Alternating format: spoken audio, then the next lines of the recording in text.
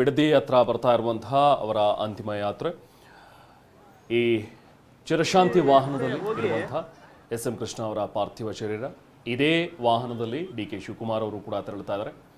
ರಸ್ತೆಯ ಅಕ್ಕಪಕ್ಕದಲ್ಲಿ ಜನ ಇದ್ರು, ಹಾಗೆ ಯಾವ ಊರು ತಲುಪಿದ್ರು ಕೂಡ ಅಲ್ಲಿ ಜನ ನೆರೆದಿದ್ದಾರೆ. ಪುಷ್ಪಾರ್ಚನೆಯನ್ನ ಮಾಡಿ ಎಸ್.ಎಂ. ಕೃಷ್ಣ ಅವರಿಗೆ ಅಂತಿಮ ನಮನವನ್ನು ಸಲ್ಲಿಸೋದಕ್ಕೆ ಕಾಯ್ತಾ ಇರುವಂತಹ ಜನಸಮೂಹ. ಇನ್ನೇನು ಕೆಲವೇ ಹೊತ್ತು ಅದಾದ ನಂತರ ಮದ್ದೂರು ತಲುಪುತ್ತೆ. ಮದ್ದೂರಿನ ಸೋಮನಹಳ್ಳಿಯಲ್ಲಿ ಅಂತ್ಯಕ್ರಿಯೆಗೆ ಈಗಾಗಲೇ ಸಿದ್ಧತೆಯನ್ನ ಮಾಡಿಕೊಂಡಿದ್ದಾರೆ. ಒಕ್ಕಲಿಗ ಸಂಪ್ರದಾಯದಂತೆ ಕೃಷ್ಣ ಅವರ ಅಂತ್ಯಕ್ರಿಯೆ ನೆರವೇರುತ್ತೆ. ನಮ್ಮ ರಕ್ಷಣಾ ವೇದಿಕೆಯ ಸಣ್ಣೀರಪ್ಪನವರು ಒಂದು ಮಾಹಿತಿ ಕಳಿಸಿದ್ದಾರೆ. ಅಂದರೆ ಕೃಷ್ಣ ಅವರ ಮನಸ್ಥಿತಿ ಹಿಂಗೆ ಅನ್ನೋಕ್ಕೆ ಇದೊಂದು ಎಕ್ಸಾಂಪಲ್ ಇದೆ. ಏನು ಅಂದರೆ, ಈ ಮಾಜಿ ಮುಖ್ಯಮಂತ್ರಿ ಎಸ್ ನಿಜಲಿಂಗಪ್ಪ ಮತ್ತು ಹೆಸರಾಂತ ವಿಜ್ಞಾನಿ ಡಾಕ್ಟರ್ CNR ರಾವ್ ಹಾಗೂ ಹೃದ್ರೋಗ ತಜ್ಞ ಡಾಕ್ಟರ್ ದೇವಿ ಶೆಟ್ಟಿ, ಈ 3 ಜನಕ್ಕೆ ಕರ್ನಾಟಕ ಪ್ರಶಸ್ತಿ ನೀಡಿದಂಥವರು ಎಸ್.ಎಂ. ಕೃಷ್ಣ ಅಂತ. ಇಲ್ಲಿ ಒಂದು ಸಂಗತಿ, ಇವರೆಲ್ಲರೂ ಕೂಡ ದೊಡ್ಡ ಸಾಧನೆ ಮಾಡಿದಂಥವ್ರು ಅಥವಾ ಬೇರೆ ಬೇರೆ ಮುಖ್ಯಮಂತ್ರಿಗಳಿದ್ದಂಥ ಸಂದರ್ಭದಲ್ಲಿ ಅವರವರ ಜಾತಿ ಜನಾಂಗದವರಿಗೆ ಕೊಟ್ಟ ತಕ್ಷಣ ಅವರು ಸಾಧನೆ ಮಾಡಿಲ್ಲ ಅಂತ ನಾವು ಹೇಳಬಾರ್ದು. ಆದರೆ ಇಲ್ಲಿ ನೋಡಿ, ಇಲ್ಲಿ ಯಾರೂ ಕೂಡ ಅವರ ವ್ಯಾಪ್ತಿಲಿ ಇಲ್ಲ ಅಂತ ನಾವು ಎಲ್ಲದನ್ನೂ ಕೂಡ ನಾವು ಜಾತಿಯ ದೃಷ್ಟಿಯಲ್ಲಿ ನೋಡ್ತೀವಲ್ಲ, ಅದ್ಯಾವುದು ಕೂಡ ಆ ವ್ಯಾಪ್ತಿಲಿ ಅಲ್ಲ. ಎಸ್.ಎಂ. ಕೃಷ್ಣ ಅವರ ಹತ್ರ ಇದ್ದಂಥ ಒಂದು ದೊಡ್ಡ ಗುಣ ಅಂದರೆ ಇದು, ಅವ್ರು ಎಂದೂ ಕೂಡ ಜಾತಿ ಮಾಡಿಲ್ಲ, ಎಂದೂ ಕೂಡ ಜಾತಿ ರಾಜಕಾರಣ ಮಾಡಿಲ್ಲ. ನಾನು ಹೇಳ್ತೀನಿ, BDA ಮುಚ್ಕೊಂಡು ಹೋಗುವಂಥ ಸ್ಥಿತಿಲಿತ್ತು. ಆ BDAಗೆ ಮತ್ತೆ ಕಾಯಕಲ್ಪ ಕೊಟ್ಟಂಥವರೇ ಇವರು ಎಸ್.ಎಂ. ಕೃಷ್ಣ. ಅವ್ರಿಗೆ ಹೆಂಗೆ ಗೊತ್ತಾ, ಅವ್ರ ತಲೆ ಯಾವಾಗಲೂ ಕೂಡ ಓಡ್ತಾ ಇತ್ತು.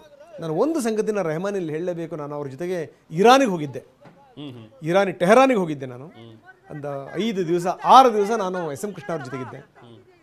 ಭಾಳ ಅದ್ಭುತವಾದಂಥ ದಿನಗಳವು. ನಮ್ಮ ವೃತ್ತಿ ಜೀವನದಲ್ಲಿ ನಾನು ನೆನ್ಪಿಟ್ಕೋಬೇಕಾದಂಥ ದಿನಗಳವು. ಅವರು ಯಾವ ರೀತಿ ಪರಿಸ್ಥಿತಿಗಳನ್ನು ನಿಭಾಯಿಸ್ತಿದ್ರು, ಅದನ್ನು ನೋಡ್ತಿದ್ರು ಅನ್ನುವಂಥದ್ದು ಇದೆಯಲ್ಲ. ಅಂದರೆ ನಾವೆಲ್ಲಿ ಏನಂತೀವಿ ಅಂತಂದರೆ, ಎಕ್ಸ್ಟರ್ನಲ್ ಅಫೇರ್ಸ್ ಮಿನಿಸ್ಟರ್ ಅವ್ರು ಅಲ್ಲಿಗೆ ಹೋದರು, ಅವ್ರು ನಾವು ಮೋದಿಯವ್ರ ಬಗ್ಗೆನೂ ಕೂಡ ಹಿಂಗೆ ಮಾತಾಡ್ತೀವಿ. ಅವ್ರಿಗೇನು ರೀ ಡ್ರೆಸ್ ಚೇಂಜ್ ಮಾಡ್ತಾರೆ, ಮೇಕಪ್ ಹಚ್ಕೊತಾರೆ, ದೇಶ ತಿರುಗ್ತಾರೆ. ಇದು ನಿಜವಾದ ಒತ್ತಡಗಳಿಗೆ ಗೊತ್ತಾಗಬೇಕು ಅಂತಂತಂದರೆ ಬೇರೆಯವ್ರ ಜೊತೆ ನಾವು ಹೋಗಬೇಕು ಅಂತ ಟ್ರಾವೆಲ್ ಮಾಡಬೇಕು. ನೋಡಿ, ಒಂದು ಸಂಗತಿ ಹೇಳ್ತೀನಿ, ಎಸ್.ಎಂ. ಕೃಷ್ಣ ಇಡೀ ಆ ಪ್ರವಾಸದಲ್ಲಿ ಸ್ವಲ್ಪ ಕಂಗಾಲಾದಂತೆ ಕಂಡು ಬಂದಿದ್ದು ಆವಾಗ ಏನಾಯಿತು ಅಂತಂದರೆ, ನಾವು ಹೋದಂಥ ಸಂದರ್ಭದಲ್ಲಿ ಮನಮೋಹನ್ ಸಿಂಗ್ ಅವರು ಹೋಗಬೇಕಾಗಿತ್ತು. ಮನಮೋಹನ್ ಸಿಂಗ್ ಅವರು ಹೋಗೋಕ್ಕಾಗಲಿಲ್ಲ ಕಾರಣಾಂತರಗಳಿಂದ. ಅದಕ್ಕೋಸ್ಕರ ಅವರು ಎಕ್ಸ್ಟರ್ನಲ್ ಅಫೇರ್ಸ್ ಮಿನಿಸ್ಟರ್ ಕಳಿಸಿದರು. ಅದು ಇರಾನ್ ಆಡಳಿತಕ್ಕೆ ಸ್ವಲ್ಪ ಬೇಜಾರಾಗ್ಬಿಡ್ತು. ಏನು ನಮ್ಮ ಮಿತ್ರ ರಾಷ್ಟ್ರ ಹಿಂಗೆ ಪ್ರಧಾನಮಂತ್ರಿಗಳು ಬರಲಿಲ್ವಲ್ಲ ನಮ್ಮ ಶೃಂಗಕ್ಕೆ ಅಂಥೇಳಿ ಬೇಜಾರಾಯಿತು. ಅವ್ರೇನು ಮಾಡಿಬಿಟ್ರು, ಯಾರೋ ಒಬ್ಬ ಅಧಿಕಾರಿಯನ್ನು ರಿಸೀವ್ ಮಾಡೋಕ್ಕೆ ಕಳಿಸಿದರು. ನಾನು ಹೇಳ್ತೀನಿ ನಿಮಗೆ, ಕೃಷ್ಣ ಅವರ ಮುಖ ಬಾಡಿ ಹೋಗ್ಬಿಡ್ತು ರೆಹಮಾನ್, ಬಾಡಿ ಹೋಗ್ಬಿಡ್ತು.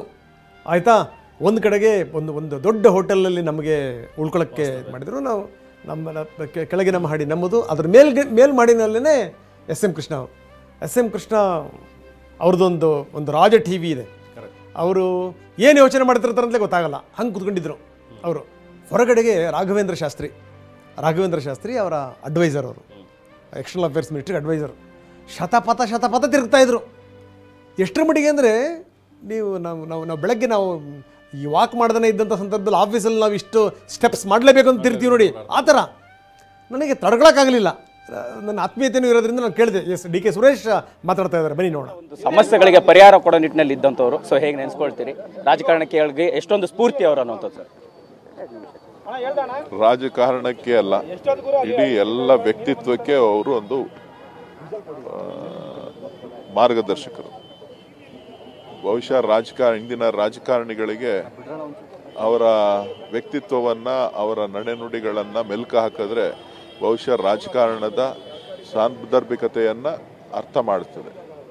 ಸೋಲು ಗೆಲುವುಗಳನ್ನು ಕಂಡಂಥ ನಾಯಕ, ನೋವು ನಲಿವುಗಳನ್ನು ಕಂಡಂಥ ನಾಯಕ, ಏಳು ಬೀಳುಗಳ ಜೊತೆ ಯಾವತ್ತೂ ಕೂಡ ಧೃತಿ ಕೆಡದೆ ರಾಷ್ಟ್ರದ ಜನರ ಸೇವೆಯನ್ನು ಮಾಡಬೇಕು ಅಂತೇಳಿ ಪ್ರಚಾರಕ್ಕೆ ಒತ್ತು ಕೊಡದೆ ಕೆಲಸಕ್ಕೆ ಆದ್ಯತೆಯನ್ನು ಕೊಟ್ಟು ಕರ್ನಾಟಕವನ್ನು ವಿಶ್ವಮಟ್ಟಕ್ಕೆ ತೆಗೆದುಕೊಂಡಂಥ ಕೀರ್ತಿ ಎಸ್.ಎಂ. ಕೃಷ್ಣರವರಿಗೆ ಸಲ್ತದೆ.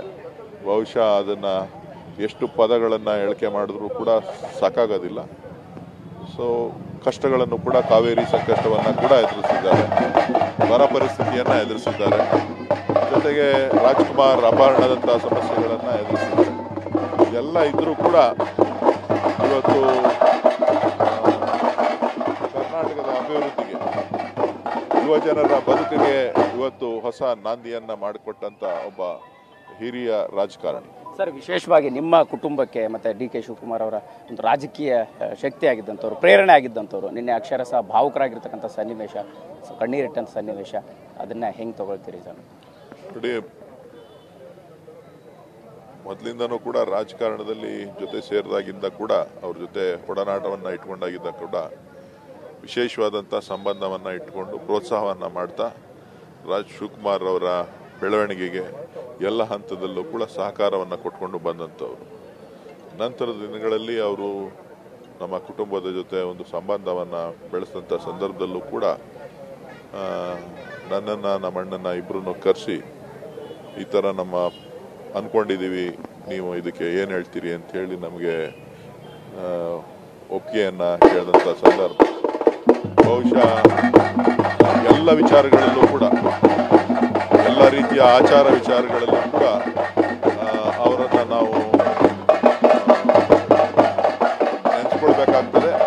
ಅವರ ಸಲಹೆಗಳು, ಮಾರ್ಗದರ್ಶನ ಮುಂದೆನೂ ಕೂಡ ನಮಗೆ ಮಾರ್ಗದರ್ಶಕರಾಗಿರ್ತಾರೆ ಅಂತೇಳಿ ನಾನು ಭಾವಿಸ್ತೀನಿ. ಕೊನೆಯದಾಗಿ ಈ ಭಾಗದ ಜನರಿಗೆ ಒಬ್ಬ ವಿಶೇಷ ನಾಯಕರಾಗಿ ಪರಿಚಯ ಆಗಿರ್ತಕ್ಕಂಥದ್ದು, ಸೊ ಈ ಭಾಗದ ಜನರು ಇವತ್ತು ಬೀಳ್ಕೊಡುವಂತಹ ಕೆಲಸ ಮಾಡ್ತಾ ಇದ್ರಿ, ಹೇಗೆ ಅಂತ ಸರ್? ಇದು ಇಡೀ ರಾಜ್ಯ ಇವತ್ತು ಶೋಕತಪ್ತವಾಗಿದೆ. ಅದರಲ್ಲೂ ವಿಶೇಷವಾಗಿ ಹಳೆ ಮೈಸೂರು ಭಾಗದ ಜನ ಒಬ್ಬ ಅತ್ಯಂತ ಪ್ರಾಮಾಣಿಕವಾದಂಥ ಸರಳ ರಾಜಕಾರಣಿ, ಕರ್ನಾಟಕವನ್ನ, ಬೆಂಗಳೂರನ್ನ ವಿಶ್ವಕ್ಕೆ ಕೊಂಡೊಯ್ದಂಥವರು. ಇವತ್ತು ಉದ್ಯೋಗಗಳು ಬೆಂಗಳೂರಿನಲ್ಲಿ, ರಾಜ್ಯದಲ್ಲಿ ಸೃಷ್ಟಿಯಾಗಿದೆ ಅಂತ ಅಂದರೆ ಅದಕ್ಕೆ ಅವರ ಕೊಡುಗೆ ಅಪಾರ. ಆ ಎಲ್ಲ ಉದ್ಯೋಗ ಸೃಷ್ಟಿಗಳಿಗೆ ಕಾರಣಕರ್ತರಾದಂಥ ಒಬ್ಬ ನಾಯಕನನ್ನು ನಾವು ಕಳ್ಕೊಂಡಿದ್ದೇವೆ. ಅಂತ ಅವರ ಮಾರ್ಗದರ್ಶನ ಈ ರಾಜ್ಯಕ್ಕೆ ಇನ್ನೂ ಬೇಕಾಗಿತ್ತು. ಅವರ ಸಲಹೆಗಳ ಮಧ್ಯೆ, ಅವರ ನೆನಪುಗಳ ಮಧ್ಯೆ ನಾವು ಮುಂದೆ ಸಾಗಬೇಕಾಗಿದೆ. ಕೊನೆಯದಾಗಿ ಅವರಿಗೆ ಒಂದು ಸಿಎಂ ಅವಕಾಶ ಸಿಗಬೇಕಾದಾಗ ಕೂಡ ಅವರು ಒಂದು ವಿಚಲಿತರಲ್ಲಿ ಆಗಲಿಲ್ಲ ಅನ್ನುವಂಥ ವಿಚಾರಗಳನ್ನು ಪ್ರಸ್ತಾಪಿಸೋದ್ರ ಜೊತೆಗೆ ಇವತ್ತಿನ ರಾಜಕಾರಣದ ವ್ಯವಸ್ಥೆಯನ್ನ, ಅಂದರೆ ಸಾಕಷ್ಟು ಅವರ ರಾಜಕೀಯ ಜೀವನ ಶೈಲಿ ಕಂಪೇರ್ ಮಾಡುವಂಥ ವ್ಯವಸ್ಥೆ ಇದೆ, ಸೊ ಹೆಂಗೆ ಬದಲಾಗಿದೆ ಅಂತ ಕೊನೆಯಲ್ಲಿ ಹೇಳ್ತೀರಿ ಅಂತ? ಮುಂದಕ್ಕೆ ಮಾತಾಡೋಣ, ಈಗ ರಾಜಕಾರಣದ ವಿಚಾರ ಮಾತಾಡೋದು ಬೇಡ. Thank you. ಇದಿಷ್ಟು